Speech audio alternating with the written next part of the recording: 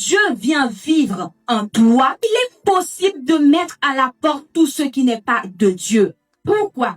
Parce que c'est Jésus l'exemple, le modèle parfait. Il dit, le prince de ce monde vient, il n'y a rien de lui en moi. Alors celui qui a dit sa vie en moi, et tu penses que je vais accepter à ce que ce qui appartient au prince de ce monde réside encore en moi?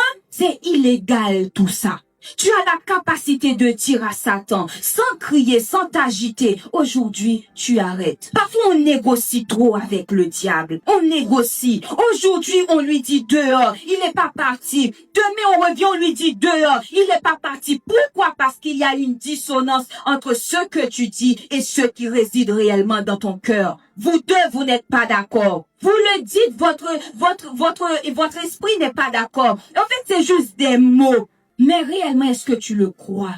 Es-tu une femme de foi? Es-tu un homme de foi? Qui es-tu réellement? Pour manifester certaines choses, tu ne peux pas passer outre de la foi. Parce que tu es aussi une offrande. Et cette offrande, pour être agréable à Dieu, il faut qu'il y ait la foi. Alors si on regarde Marie, lorsque Marie est partie voir Jésus, il lui a dit, ils n'ont plus de vin. Qu'est-ce qui s'est passé? Est-ce que Jésus a directement dit oui?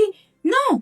Il lui a dit, femme, mon heure n'est pas encore venue. Qu'y a-t-il entre toi et moi? Et qu'est-ce que Marie a dit? Marie a dit, faites tout ce qu'il vous dira. Il y en a parmi nous, on s'arrête au premier moment. Dès qu'on va voir Jésus, on lui expose le souci, on l'entend pas, on arrête. On dit non, je pense que là, il va pas parler. Vous vous arrêtiez. Mais celui qui a la foi, celui qui sait que là, si c'est pas lui qui parle, cette situation ne va pas marcher. Celui qui va dire, moi je suis né de nouveau, je fais partie de ce royaume, je suis co-héritier du Christ. Alors oui, il doit parler dans cette situation parce que je n'ai que lui. Il va rester là. Jusqu'à ce qu'il dise quoi? Jusqu'à ce qu'il donne l'ordre à ce qu'on puisse remplir ses outres. Moi aussi, parfois, on me poursuivait. À un moment donné, je me suis arrêtée et j'ai dit à l'ennemi, tu veux quoi?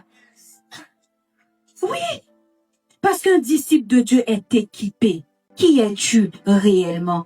Est-ce que ton importance vient de tes études? Est-ce que, en quelque sorte, pour dire je suis, tu dois dire j'ai un bac+5, j'ai telle voiture, j'ai telle maison? Qui es-tu réellement? Mais es-tu l'enfant de Dieu? Étant donné que je suis le fils de Dieu, j'ai été béni de toutes sortes de bénédictions en Jésus-Christ. Je manifesterai cela sur la terre. Tu es appelé à vivre en paix.